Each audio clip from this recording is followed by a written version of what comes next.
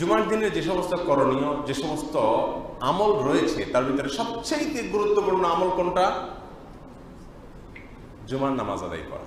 সবচেয়ে গুরুত্বপূর্ণ আমল কোনটা? জুমার দিনের সবচেয়ে গুরুত্বপূর্ণ আমল হলো জুমার সালাত আদায় করা। জুমার সালাত আদায় করা এটা কি পরিমাণ গুরুত্বপূর্ণ এই প্রসঙ্গে রাসূল আকরাম সাল্লাল্লাহু আলাইহি ওয়াসাল্লাম বলেছেন, মান তারাকা সালাতা জুমাইন, যে ব্যক্তি 3টি জুমা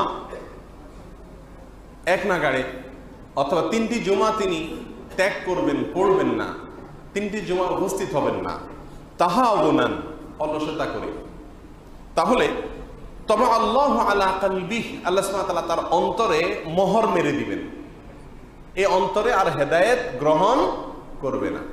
আপনারা একটা জিনিস খেয়াল করবেন, কিছু লোক সমাজে আছে হতভাগা, এরা জুমার নামাজে হাজির হয় না, এবং নিয়মিত যারা জুমার নামাজে হাজির হয় না, দেখেন এদের জীবনে হেদায়েত বা সঠিক পথের সন্ধান বা জীবনে ভালো এবং জান্নাতের পথে আসার ঘটনা খুবই রেয়ার, কারণ এদের অন্তরে আল্লাহ সুবহানাহু ওয়া তাআলা মোহর মেরে দেন।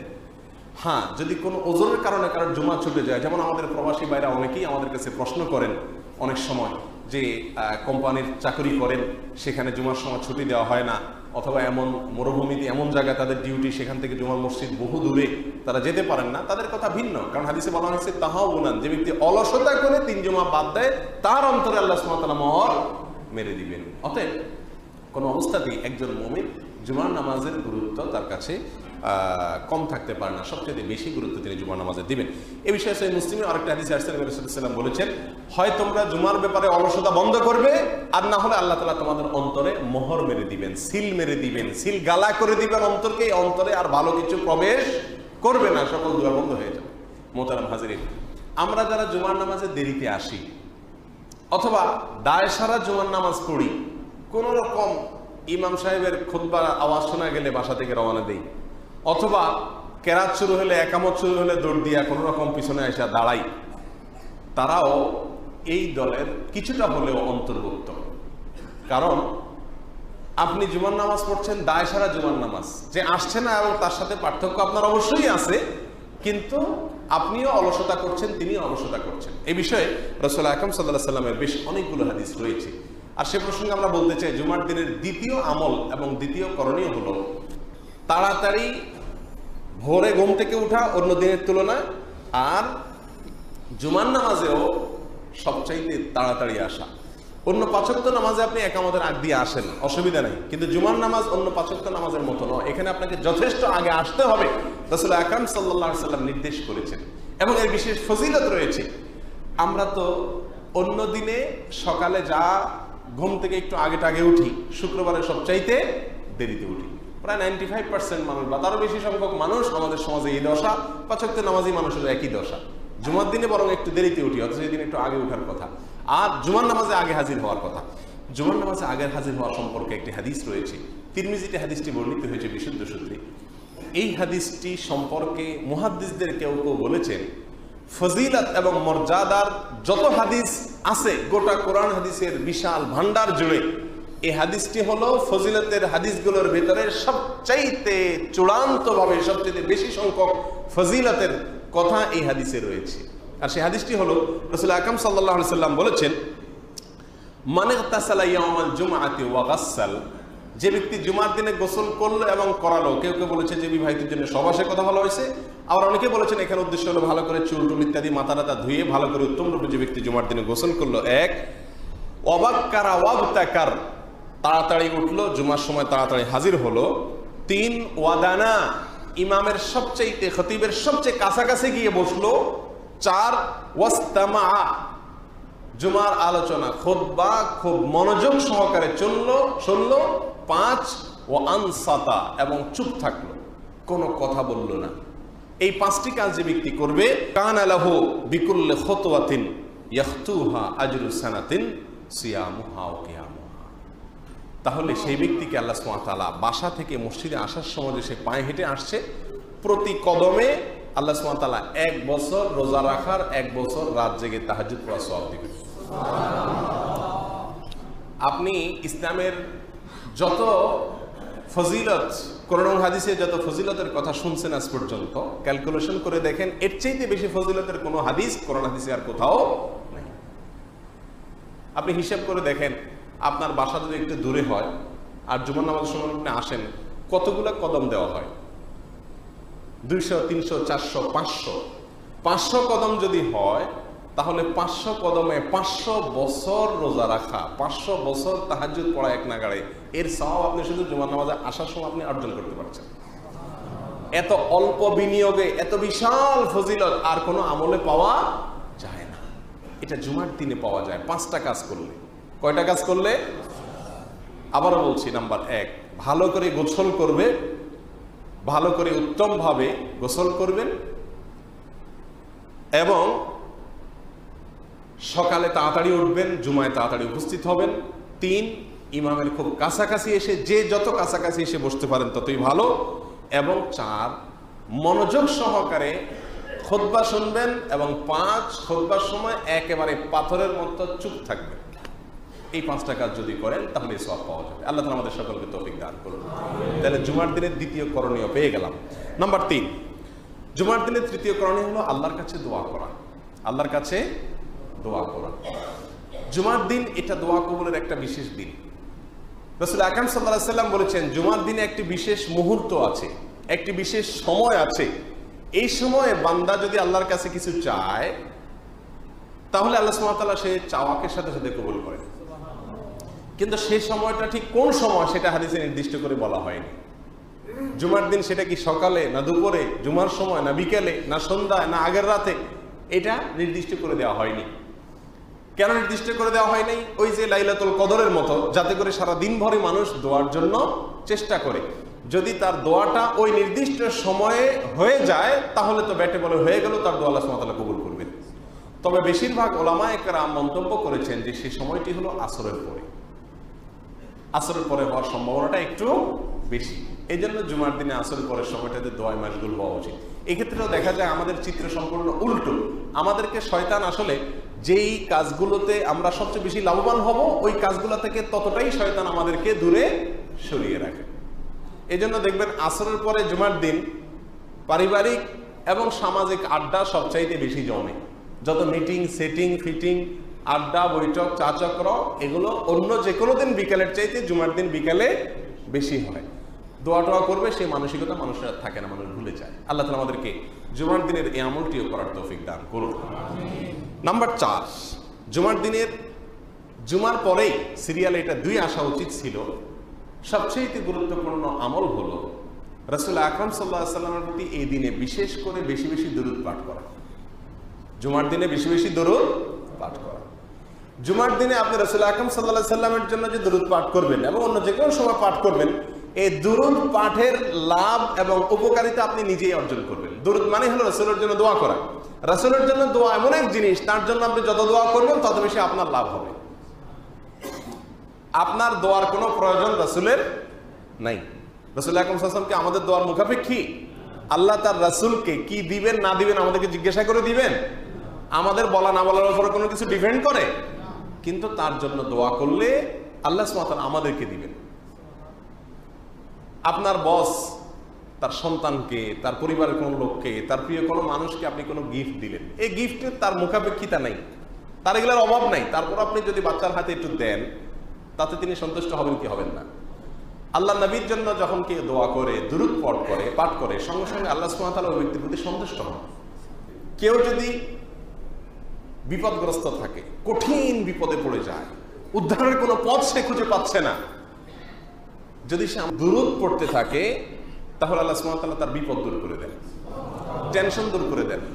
আমার জীবনে, ব্যক্তিগত জীবনে যদি বলি, সবচেয়ে বড় একটা বিপদ হয়েছিল একবার, যেখান থেকে উদ্ধারের কোনো পথ আমি পাচ্ছিলাম না, নিরাশ হয়ে যাওয়ার মতো অবস্থা। আমার মনে আছে, এই হাদিসের উপর আমি আমল করেছি। একটি মুহূর্তের জন্য মুখের দুরূদ বন্ধ করিনি। অবিশ্বাস্যভাবে, অকল্পনীয়ভাবে, কুদরতিভাবে আল্লাহ সুবহানাহু ওয়া তাআলা আমাকে সেই উদ্ধার থেকে, আমি কল্পনাও করি নাই সেভাবে আল্লাহ তাআলা সসম্মানে আমাকে আল্লাহ তাআলা রক্ষা করেছেন। এটা আমার ব্যক্তিগত জীবনের কথা বললাম। রাসূল আকরাম সাল্লাল্লাহু আলাইহি ওয়াসাল্লামের প্রতি দুরূদ যে যত বেশি পড়ে, আল্লাহ সুবহানাহু ওয়া তাআলা তার মুসিবত, বিপদ, পেরেশানি তত বেশি দূর করে দেন। আর এছাড়া রাসূল আকরাম সাল্লাল্লাহু আলাইহি ওয়াসাল্লাম বলেছেন, মান সাল্লা আলাইয়া মাররাতান যে ব্যক্তি আমার প্রতি একবার দুরূদ পাঠ করবে, আমার জন্য আল্লাহর কাছে দোয়া চাইবে একবার, অর্থাৎ একবার দুরূদ বলবে, সাল্লাল্লাহু আলাইহি আশরা, আল্লাহ সুবহানাহু ওয়া তাআলা তার জন্য তার প্রতি 10 বার রহমত নাজিল করবে। 10 টাইমস তার উপরে আল্লাহর অনুগ্রহ আল্লাহ সুবহানাহু ওয়া তাআলা দেখাবেন।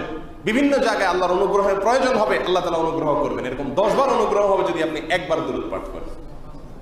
প্রিয় ভাইরা আমার, এই জন্য রাসূল আকরাম সাল্লাল্লাহু আলাইহি ওয়াসাল্লাম বলেছেন, আকসিরুস সালাতা আলাইয়া ইয়াউমাল জুমআহ, তোমরা জুমার দিনে আমার প্রতি বেশি বেশি দুরূদ পাঠ করো। অন্য দিনে তো করবেনই, তবে জুমার দিনটি স্পেশাল, এই দিনটিতে বেশি বেশি দুরূদ পড়তে হয়, আল্লাহ নবী সাল্লাল্লাহু আলাইহি ওয়াসাল্লামের প্রতি দুরূদ পাঠ করতে হয় এই দিনে বেশি বেশি। এবং শুধু জুমার দিনে নয়, কোন কোন হাদিসে আসছে তিনি বলছেন, আকসিরু আলাইয়া as-সালাত ইয়াউমাল জুমআতি ওয়া লাইলাতাল জুমআতি, জুমার দিনে এবং জুমার রাতে এই উভয় সময়ে তোমরা আমার প্রতি বেশি থেকে বেশি দুরূদ পাঠ করো। জুমার রাত কোনটা? বৃহস্পতিবার দিবাগত রাত। বৃহস্পতিবার দিবাগত রাত সন্ধ্যার পর থেকে নিয়ে সারা রাত এবং শুক্রবার সারাদিন চলতে ফিরতে উঠতে বসতে আপনি দুরূদ পাঠ করেন। দুরূদ নির্দিষ্ট কোনো দুরূদ নাই, যে দুরূদ পান সে দুরূদ পড়েন, শুধু সাল্লাল্লাহু আলাইহি ওয়াসাল্লাম পড়েন, এটাও দুরূদ। আল্লাহুম্মা সাল্লি আলা মুহাম্মদ ওয়া আলা আলি মুহাম্মদ, নামাজে যেটা পড়েন দুরূদ ইব্রাহিম, এটা পড়তে পারেন। অথবা শুধুমাত্র আল্লাহুম্মা সাল্লি আলা মুহাম্মদ ওয়া আলা আলি মুহাম্মদ পড়েন, যে কোনো দুরূদ আপনি পড়তে পারেন। এটা পড়লে আল্লাহ সুবহানাহু ওয়া তাআলা একবার পড়লে আপনার প্রতি 10 বার অনুগ্রহ নাযিল করবেন। মুহতারাম হাজিরিন, এই জন্য জুমার দিনে বিশেষ করে দুরূদের ফজিলত রয়েছে। আরাবিয়ানদেরকে দেখা যায় এই জিনিসটা খুব ভালো করে তারা রপ্ত করেছে। ভালো মন্দ তাদের অনেক গুণ থাকতে পারে, কিন্তু দেখা যায় কথায় কথায় তারা দুরূদ পড়ে, কথায় কথায় দুরূদ পড়ে, জগা লাগলেও দুরূদ পড়া শুরু করে দেয়, তর্ক হলেও দুরূদ পড়া শুরু করে দেয়, কিছু হারায় গেছে বুঝে পাচ্ছে না দুরূদ পড়া শুরু করে দেয়। উঠতে বসতে দুরূদ ছাড়া আর কিছু নাই। রাস্তার মোড়ে মোড়ে সাল্লি আলান নবী লেখা থাকে, গায়ের গ্লাসে সাল্লি আলান নবী সামনে পেছনে লেখা থাকে, কারণ তারা এটা ফজিলত বুঝতে পেরেছে। কিন্তু আমাদের দেশে দুরূদ হয়ে গেছে ট্র্যাডিশনাল দুরূদ, মানে হুজুর ভাড়া করে আনে, হুজুর এনে ইয়া নবী সালাম আলাইকা টান দেয়, সবাই হুজুরের সাথে সুরে সুরে বলে, হুজুর চলে যায়, এরপরে দুরূদ আমার বন্ধ হয়ে যায়। দুরূদটা কি হুজুর লাগে? নামাজে যে আমরা দুরূদ পড়ি, ইমাম সাহেব কি আমাদেরটা পড়ায় দেয় নাকি যারটা সে পড়ি আমরা? তাহলে বোঝা গেল দুরূদ এমন আমল যার জন্য হুজুর ভাড়া করার প্রয়োজন হয় না, এটা যার যারটা শেষে করতে হয়। এখন শুধুমাত্র তথাকথিত মিলাদে, তাও ভুল পদ্ধতিতে, বেদাতের পদ্ধতিতে আমরা দুরূদ পড়ি, আর আমাদের জীবনে দুরূদের কোনো অবস্থান এবং খবর নেই। প্রিয় ভাইরা আমার, জুমার দিনে হয়তো অনেকের কাছে নতুন হবে আমলটা, জুমার দিনে দুরূদ আমরা এখন থেকে প্রতি জুমায় বৃহস্পতিবার রাত থেকে সন্ধ্যা থেকে শুরু হয়ে যাবে, এবং জুমার সারাদিনে উঠতে বসতে চলতে ফিরতে বেশি বেশি দুরূদ পাঠ করবো। আল্লাহ তাআলা আমাদের সবাইকে তৌফিক দান করুন।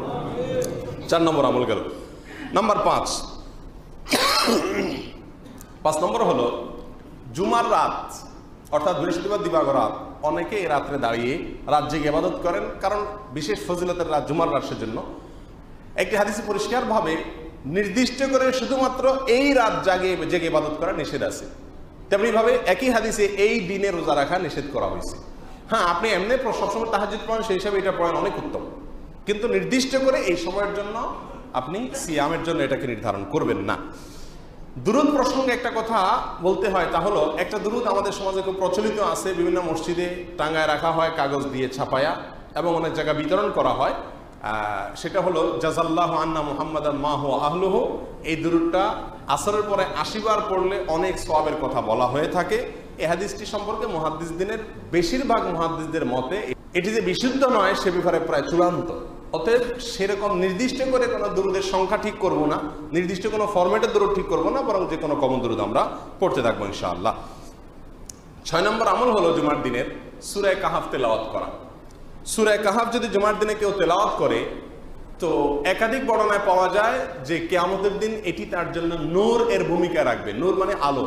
কিয়ামতের দিন কিন্তু গুটগুটে অন্ধকার থাকবে একটা সেশনে। তখন আল্লাহ সুবহানাহু ওয়া তাআলার পক্ষ থেকে যারা সূরা কাহাফ তেলাওয়াত করতে জুমার দিনে, আল্লাহ সুবহানাহু ওয়া তাআলার পক্ষ থেকে তাদের জন্য এটি নূর বা আলোর ভূমিকা দিবে সেদিন। আর কোন কোন বর্ণনায় আসছে সূরা কাহাফ যদি কেউ জুমার দিনে তেলাওয়াত করে, তাহলে 2 জুমার মধ্যবর্তী যে সময়গুলো আছে সেগুলোকে আল্লাহ সুবহানাহু ওয়া তাআলা তার জীবনে নূরান্বিত করে দিবেন, আলোকময় করে দিবেন। যদি এই হাদিসের সনদ নিয়ে মুহাদ্দিসিনে কেরামের অনেকে বলেছেন এটি যায়িফ, তবে এই হাদিসটির উপরে সাহাবীদের আমল পাওয়া যায় বিশুদ্ধ সূত্রে, যার কারণে এই আমলটিও ফজিলত উড়িয়ে দেওয়া যায় না, এটা ফজিলত আছে, করা উচিত জুমার দিনে সূরা কাহাফ। সূরা কাহাফ একটু দীর্ঘ সূরা, কিন্তু এই সূরার ভিতরে অনেক শিক্ষণীয় বিষয়ও রয়েছে। আমরা যারা তেলাওয়াত করতে পারবো না তারা জুমার দিনে সূরা কাহাফ শোনার চেষ্টা করব। আল্লাহ তাআলা আমাদের সকলকে তৌফিক দান করুন। 7 নম্বর আমল হলো জুমার দিনে গোসল করা। গোসল করব, এই বিষয়ে রাসূল আকরাম সাল্লাল্লাহু আলাইহি ওয়াসাল্লামের অনেকগুলো হাদিস আছে। তার মধ্যে সহিহ বুখারীর একটা হাদিসে আছে, তিনি বলেছেন ইযা জা আহাদাকুমুল জুমআহ ফালিয়াগতাসিল, তোমাদের কারোর কাছে জুমার দিন যদি উপস্থিত হয়, কেউ জুমার দিনে উপনীত হয়, সে যেন অবশ্যই গোসল করে। এই গোসলের একটি বিশেষ কারণ হলো এখানে সবাই একত্রিত হব, সমবেত হব, গায়ে গায়ে মিলে দাঁড়াতে হবে, কাছাকাছি থাকতে হবে। তাহলে ঘেঁষাঘেঁষি করে যখন আমরা বসবো, থাকবো, সালাত আদায় করবো, খুতবা শুনবো, তখন আমি গোসল না করলে, আনফ্রেশ থাকলে আমার গন্ধে আরেকজনের কষ্ট বা ক্ষতি হতে পারে। একজন মুসলিমকে কতটা স্মার্ট হতে হয়, একজন মুসলিমকে কতটা অন্যের কথা চিন্তা করতে হয়, একজন মুসলিমকে কতটা সচেতন হতে হয়, কতটা দায়িত্ববান হতে হয়, আরেকজনের জন্য কষ্ট না হয় সে বিষয়ে কতটা খেয়াল করতে হয়, এই সমস্ত বিধানগুলো আমাদেরকে সে বার্তা দিয়ে যাচ্ছে। বিধায় জুমার দিনে বিশেষভাবে গোসল করা, এটা হলো জুমার দিনের অন্যতম আরেকটি আমল। এরপরের আমল 7 নম্বর আমল হলো জুমার দিনে সুগন্ধি ব্যবহার করা, অথবা যে সুগন্ধি আপনার কাছে অ্যাভেলেবেল আছে সেটা ব্যবহার করে আপনি আসা, যদি আপনি অ্যালার্জির রোগী না হন। অনেকের অ্যালার্জি আছে, তাদের জন্য সুন্নত হবে না, বাকি যাদের অ্যালার্জি নেই আতরে বা সুগন্ধিতে, তারা সুগন্ধি ব্যবহার করবেন। 8 নম্বর আমল হলো পায়ে হেঁটে মসজিদে আসা। এটা আরেকটি গুরুত্বপূর্ণ বিষয়, পায়ে হেঁটে মসজিদে আসা। কারণ রাসূল আকরাম সাল্লাল্লাহু আলাইহি ওয়াসাল্লাম জুমার দিনে ফজিলত প্রসঙ্গে বলতে গিয়ে বলেছেন মাশা ওয়ালাম ইয়ারকাব, যে ব্যক্তি জুমার দিনে পায়ে হেঁটে গেল, বাহনে চড়লো না, তার জন্য ফজিলতের কথা বলা হয়েছে। তাহলে বোঝা গেল কেউ যদি এখান থেকে রিকশায় চড়ে কোনো মসজিদে যায়, সে ব্যক্তির চাইতে কেউ যদি পায়ে হেঁটে বাসা থেকে মসজিদে আসে তার বেশি উত্তম হবে। একান্ত যদি কোনো মাজুর ব্যক্তি থাকেন, অসুস্থ ব্যক্তি থাকেন, তার কথা ভিন্ন। অনন্য উপায়, তিনি হাঁটতে পারেন না, তার কথা ভিন্ন। তিনি গাড়িতে বা রিকশা চড়ে আসলেন, কিন্তু গাড়িতে বা রিকশা চড়ে দূরে অনেক বড় মসজিদে যাওয়ার চাইতে আপনার মহল্লার মসজিদে পায়ে হেঁটে আসা আপনার জন্য উত্তম হবে। অতএব জুমার দিনের আরেকটি গুরুত্বপূর্ণ বিষয় হলো, 8 নম্বর গুরুত্বপূর্ণ বিষয় হলো পায়ে হেঁটে আসা। 9 নম্বর হলো খুতবার সময় চুপ থাকা। খুতবার সময় চুপ থাকা, এটা একটা ইম্পর্টেন্ট পয়েন্ট। খুতবা চলাকালীন সময় কোনো প্রকার শব্দ করা যাবে না। রাসূল আকরাম সাল্লাল্লাহু আলাইহি সাল্লামের যুগে একবার উবাই ইবনে কাব রাদিয়াল্লাহু তাআলা আনহুকে একজন সাহাবী দ্বীনের কোন একটা বিষয় জিজ্ঞাসা করছিলেন খুতবার সময়, তিনি চুপ থাকলেন, বারবার জিজ্ঞেস করলেন, কোনো অ্যান্সার করলেন না, একদম নীরবতা অবলম্বন করলেন। এরপরে সালাতের পরে যখন জিজ্ঞাসা করলেন, ভাই জিজ্ঞেস করলাম আপনি উত্তর দিলেন না, তখন তিনি বললেন খুতবার সময় কোনো কথা বলার সুযোগ নাই। লোকটি রাসূল সাল্লাল্লাহু আলাইহি ওয়াসাল্লামের কাছে গেলে রাসূল বললেন, হ্যাঁ ও ভাই ঠিক বলেছে, তোমাকে খুতবার সময় মনোযোগ দিয়ে খুতবা শুনতে হয়, কোনো বাক্য উচ্চারণ করা যায় না। এক বর্ণায় আসছে কেউ যদি খুতবা চলাকালীন কেউ কথা বলতেছে তাকে বলে ভাই চুপ থাকো, তো সেও ভুল করছে, সে অন্যায় করছে। এই জন্য কোনো কোনো সাহাবীদেরকে দেখা যায় কেউ যদি খুতবা চলাকালীন কথা বলতো, তারা ওই কঙ্কর, পাথরের টুকরা, কুচি এগুলো নিয়ে মারতো, মেরে ইশারা করতো চুপ থাকো, মুখে বলতো না চুপ থাকো। তার মানে আমি যদি চুপ থাকো বলে তাহলে তো একটা শব্দ সৃষ্টি হয়ে গেল। এই জন্য জুমার দিনে খুতবার সময় চুপ থাকার গুরুত্ব অপরিসীম। বাচ্চা কাচ্চা যখন সাথে আসে তখন তাদেরকে চুপ রাখার গুরুত্ব সমান হারে প্রযোজ্য। বাবা এবং অভিভাবক যারা থাকে তাদের কর্তব্যের অংশ। আর বাবা নাই, মা নাই, বাচ্চা মসজিদে পাঠিয়ে দিচ্ছেন, আয়সা জুমার দিনে মানুষের ডিস্টার্ব করছে, তার কোনো সুযোগ নাই। জুমার দিনের আরেকটি আমল হলো তাহিয়াতুল মসজিদ আদায় করা। 10 নম্বরের আমল তাহিয়াতুল মসজিদ। এটা জুমার দিনের আমল আসলে না, এটা যে কোনো সময়ের আমল, কিন্তু জুমার দিনে স্পেশালি বলতে হচ্ছে এই জন্য যে একবার রাসূল আকরাম সাল্লাল্লাহু আলাইহি ওয়াসাল্লাম খুতবা চলাকালীন সময়, আলোচনা করার সময় একজন ব্যক্তি আসলেন, বসে গেলেন। তিনি হয়তো সৌজন্যতা দেখিয়েছেন যে রাসূল কথা বলছেন, আলোচনা করছেন, এখন আমি আলোচনা আসলে নামাজ পড়াটা ঠিক হবে না। রাসূল সাল্লাল্লাহু আলাইহি ওয়াসাল্লাম বললেন যে তুমি কি 2 রাকাত নামাজ পড়েছো মসজিদের? তিনি বলেন পড়ি নাই। বলছেন কুম ফাসাল্লি, দাঁড়াও, ফাসাল্লি রাকাতাইন অথবা ফারকা রাকাতাইন, দাঁড়াও তুমি 2 রাকাত মসজিদের সালাত পড়ো, তারপরে তুমি বসো। অতএব জুমার দিনে বিশেষভাবে মসজিদে আমরা যখন আসবো, ওয়াজ আলোচনা যদি চলে, ওই সময়ও আমরা 2 রাকাত নামাজ না পড়ে বসবো না। এরপরে জুমার দিনে আরেকটি গুরুত্বপূর্ণ বিষয় হলো কাতার ভেঙে সামনে না আসা। অনেকে আসেন একটু দেরিতে আসলেন, কাতার ভেঙে সামনে আসলেন, মনে করেন ফাঁকা জায়গা আছে। একে তো ফাঁকা জায়গা যিনি রাখছেন তিনি ভুল করছেন, আশপাশের লোক এটা ফিল আপ করে বসা উচিত। আর যিনি পরে আসছেন তিনি ভেঙে আসবেন না, কারণ এক বর্ণায় আসছে রাসূল সাল্লাল্লাহু আলাইহি ওয়াসাল্লাম বলছেন যে কাতার ভেঙে যদি সামনে আসে সে যেন জাহান্নামের দিকে অগ্রসর হচ্ছে, তার এই অগ্রসর হওয়াটা জাহান্নামের দিকে তাকে অগ্রসর করে দেবে। বিধায় কাতার ভেঙে আসা স্পেশালি জুমার দিনে নিষেধ। আপনি কাতার ভেঙে না এসে এমনি আপনার যদি মনে হয় যে খুব বেশি ইম্পর্টেন্ট, তাহলে আপনি আগেভাগে আসবেন এবং আপনার জায়গা দখল করবেন, আর না হলে যেখানে পাবেন সেখানে বসে যাবেন। জুমার দিনে এরকম আরো বহুত ফজিলত এবং করণীয় আছে, কিন্তু আমাদের সময় একবারে শেষ প্রান্তে চলে আসছি আমরা। আল্লাহ সুবহানাহু ওয়া তাআলা আমাদের সকলকে জুমার দিনের সমস্ত ফজিলতপূর্ণ আমলগুলো করার তৌফিক দান করুন। বিশেষ করে জুমার দিনে নতুন কিছু কথা আমরা জানলাম, অনেকের জন্য হয়তো নতুন হতে পারে। জুমার দিন ফজরের সময় উপস্থিতি হওয়া এবং জুমার দিন বিশেষ দুরূদ পাঠ করা, সূরা কাহফ তেলাওয়াত করা এবং শোনা, এই বিষয়গুলোকে আমরা বিশেষভাবে যত্নের সাথে খেয়াল করবো ইনশাআল্লাহ। আল্লাহ সুবহানাহু ওয়া তাআলা আমাদের সকলকে আমলের তৌফিক দান করুন।